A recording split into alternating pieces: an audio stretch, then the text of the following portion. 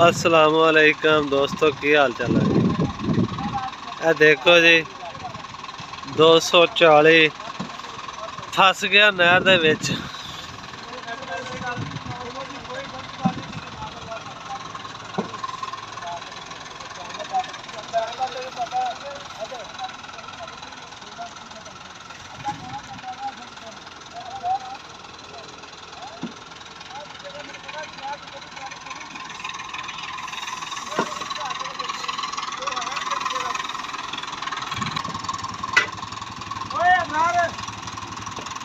फटा दूसरा भी चक लिया, फटा दूसरा भी चक लिया, लोड़ी पै जानी है।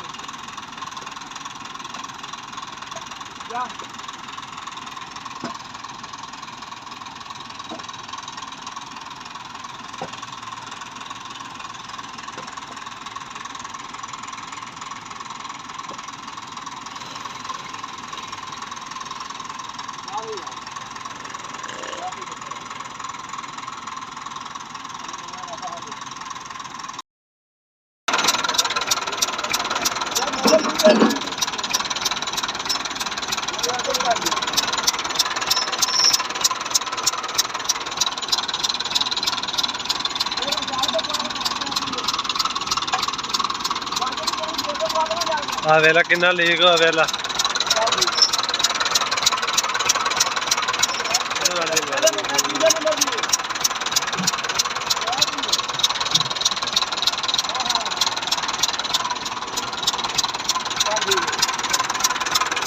इत्थों चंगाड़े भी क्यों दिंदा इत्थों